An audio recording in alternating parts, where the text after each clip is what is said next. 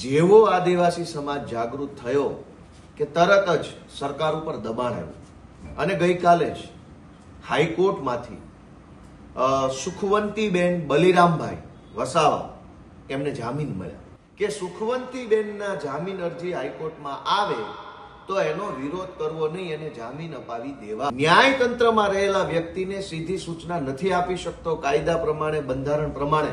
હાઈકોર્ટના સરકારી વકીલના એક નિવેદનથી ભાજપનો ભાંડો ફૂટ્યો. ભાજપના પ્રદેશ પ્રમુખ પાટીલે એને પક્ષ પલટો કરાવવા માટે ખૂબ મહેનત કરી કે મુખ્યમંત્રી ભૂપેન્દ્ર પટેલ અને હર્ષ સંઘવીને આ બધી જ વાતની જાણ છે.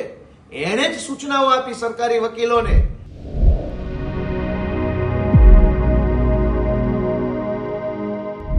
નમસ્કાર, તમે જોઈ રહ્યા છો ગુજરાત પ્લસ ન્યૂઝ અને હું છું મમલ. ચેતર વસાવા સાથે નોંધાયેલા કેસમાં 18 દિવસના નવજાત બાળક અને તેની માતાને જેલમાં મોકલવામાં આવ્યા હોવાના મામલે ગુજરાતના રાજકારણમાં આરોપ પ્રત્યારોપ તેજ બન્યા હતા. હવે આ માતાને જામીન મળ્યા બાદ પણ આ સમગ્ર મુદ્દે રાજકીય ચર્ચા ફરી ગરમાઈ છે. ચેતર વસાવા સામે નોંધાયેલા કેસને લઈને આમ આદમી પાર્ટીના ધારાસભ્ય ગોપાલ ઇટાલિયાએ સરકાર પર ગંભીર આક્ષેપો કર્યા છે. તો આવો સાંભળીએ શું કહી રહ્યા છે ગોપાલ ઇટાલિયા. આજની આ પ્રેસ કોન્ફરન્સમાં ઉપસ્થિત સૌ મીડિયા મિત્રોનું સ્વાગત છે. ગઈકાલે 2 જુલાઈ 2026ના રોજ અમારા ધારાસભ્ય અને ગુજરાતના સૌ યુવાનોના લોકપ્રિય નેતા, આદિવાસી સમાજના યોદ્ધા ચૈતરભાઈ વસાવાના સમર્થનમાં સામાજિક રાહે ડેડિયાપાડામાં એક મોટા કાર્યક્રમનું આયોજન થયું. ગુજરાતભરના લોકોએ જોયું કે કેટલી વિશાળ સંખ્યામાં સ્વયંભૂ આદિવાસી સમાજના યુવાનો, વડીલો, માતા બહેનો હાજર રહી અને ચૈતરભાઈ સાથે થઈ રહેલ અન્યાય અત્યાચારની સામે અવાજ ઉઠાવ્યો. ગઈકાલે જ્યારે સમગ્ર ગુજરાતના આદિવાસી સમાજના, અને ગુજરાત જ નહીં, મહારાષ્ટ્ર, રાજસ્થાન, મધ્યપ્રદેશ, બધા જ બોર્ડર રાજ્યોમાંથી આદિવાસી સમાજના વિવિધ સંગઠનના આગેવાનો અને લોકો પધાર્યા હતા. જેવો આદિવાસી સમાજ જાગૃત થયો કે તરત જ સરકાર ઉપર દબાણ આવ્યું અને ગઈકાલે જ હાઈકોર્ટમાંથી સુખવંતીબેન બલિરામભાઈ વસાવા એમને જામીન મળ્યા. અચાનક જ કેમ આવું થયું? તો સાંજ પડતા સુધીમાં મેં જોયું કે હાઈકોર્ટના સરકારી વકીલનો એક વિડીયો આવ્યો પ્રેસ કોન્ફરન્સના માધ્યમથી. મારા મોબાઈલમાં આવ્યું, મેં જોયું આખું. હાઈકોર્ટના સરકારી વકીલ પ્રેસ માધ્યમથી એવું કહેતા હતા કે એમને મુખ્યમંત્રી ભૂપેન્દ્રભાઈ પટેલે અને ગૃહમંત્રી હર્ષભાઈ સંઘવીએ સૂચના આપી કે સુખવંતીબેનના જામીન અરજી હાઈકોર્ટમાં આવે તો એનો વિરોધ કરવો નહીં, એને જામીન અપાવી દેવા. આ વાત કેટલી ગંભીર છે! બહુ જ ગંભીર બાબત છે. કેમ કે ભારતના બંધારણમાં સ્પષ્ટ રીતે ન્યાયતંત્ર, કારોબારી અને વહીવટી તંત્રને અલગ કરેલું છે. લેજિસ્લેટિવ, એક્ઝિક્યુટિવ અને જ્યુડિશરી. ક્યારેય પણ લેજિસ્લેટિવ માણસ, વૈધાનિક પદ ઉપર બેઠેલો માણસ, ચૂંટણી લડીને ચૂંટણી જીતીને બેઠેલો માણસ ન્યાયતંત્રમાં રહેલા વ્યક્તિને સીધી સૂચના નથી આપી શકતો કાયદા પ્રમાણે, બંધારણ પ્રમાણે. તો હાઈકોર્ટના સરકારી વકીલે એવું કેવા આધારે કીધું કે મને ભૂપેન્દ્રભાઈ પટેલ અને ગૃહમંત્રીએ જે નિર્ણય લીધો એને સૂચના આપી? સરકાર કોઈ પણ નિર્ણય લઈ શકે, પણ એ લીધેલા નિર્ણયની સૂચના સરકારી માણસ આપે. વૈધાનિક માણસ જે છે, સંસદીય માણસ છે, ચૂંટણી લડેલો જીતેલો પાર્ટીનો માણસ છે, એને સૂચના નથી આપવાની. સરકારે ધારો કે નિર્ણય કર્યો તો સરકાર એના કાયદા વિભાગને સૂચના આપે. કાયદા વિભાગના સચિવ, મદદનીશ સચિવ, અધિક સચિવ, સેક્શન ઓફિસરો, ઉપસચિવ બધું જ છે. સરકારના નિર્ણયની જાણ કાયદા વિભાગને થાય. કાયદા વિભાગના સચિવ એના ઉપસચિવોને જાણ કરે, ઉપસચિવ સેક્શન ઓફિસરને કહે, સેક્શન ઓફિસર એ સરકારી વકીલને જાણ કરે અને સરકારી વકીલ એ સરકારના નિર્ણયનો અમલ કરે. પણ આ આખા કેસમાં કાલે હાઈકોર્ટના સરકારી વકીલના એક નિવેદનથી ભાજપનો ભાંડો ફૂટ્યો. અમે પહેલા દિવસથી કહીએ છીએ કે ચૈતર વસાવાને ફસાવવામાં આવ્યા છે. કેવી રીતે?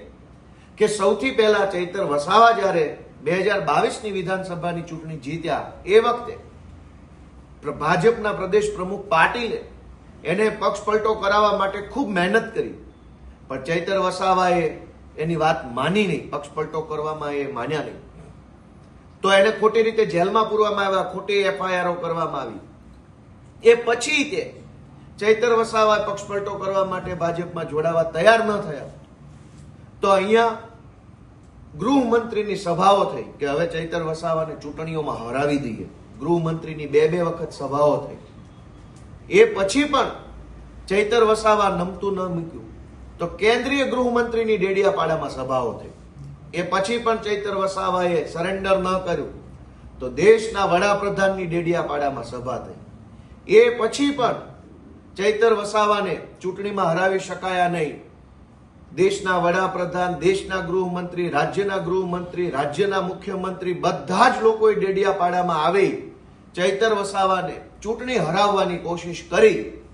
પણ ચૈતર વસાવાની લોકપ્રિયતા એટલી બધી અભૂતપૂર્વ છે કે આખી નર્મદા જિલ્લા પંચાયતની અંદર એક તરફી મતદાન કરી ચૈતરભાઈના નેતૃત્વમાં જિલ્લા પંચાયત બનાવી આપી.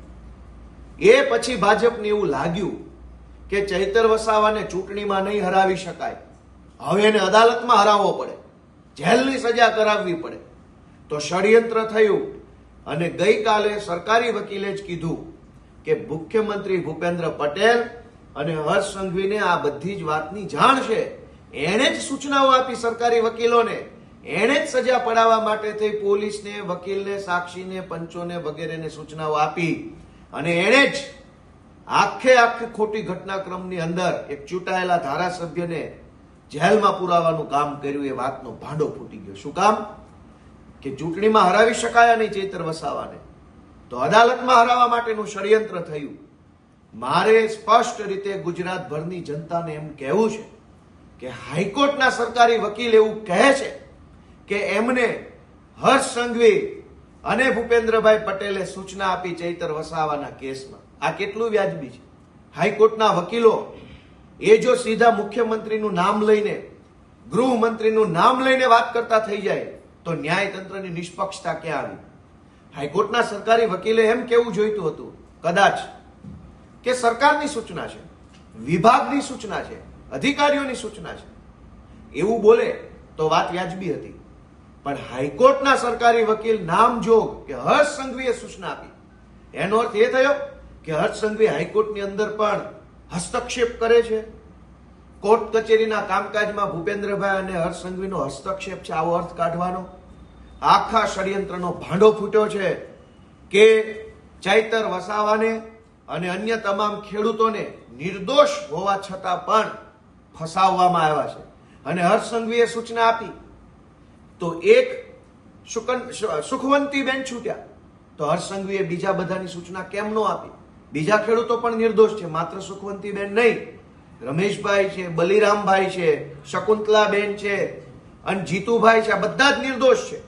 આ બધાની સૂચના કેમ ન આપી? ખાલી એક વ્યક્તિ નહીં, આખો કેસ ખોટો છે, બધા જ આરોપી નિર્દોષ છે. પણ આજે ગુજરાતભરના આદિવાસી સમાજનું મારે એટલું ધ્યાન દોરવું છે કે ચૈતર વસાવાને ખોટા કેસમાં ખોટી કાર્યવાહી કરી જેલમાં પુરાવનાર લોકોના નામ ગઈકાલે સરકારી વકીલના મોઢે જ નીકળી ચૂક્યા છે. જનતા જાગૃત બને અને જે પાર્ટી ભાજપે ષડયંત્ર કરી ચૈતર વસાવાને જેલમાં પૂર્યા છે એ ભાજપ પાર્ટીને આદિવાસી સમાજ અને ગુજરાતના સૌ લોકો એવી સજા કરો કે આવનારી 100 ચૂંટણીઓ સુધી દેખાય નહીં. ખૂબ ખૂબ આભાર. આ મુદ્દે આપ શું વિચારો છો? કોમેન્ટમાં જરૂરથી જણાવજો અને સમાચારને લગતી વધુ માહિતી માટે ગુજરાત પ્લસને સબસ્ક્રાઇબ કરવાનું ભૂલતા નહીં. નમસ્કાર.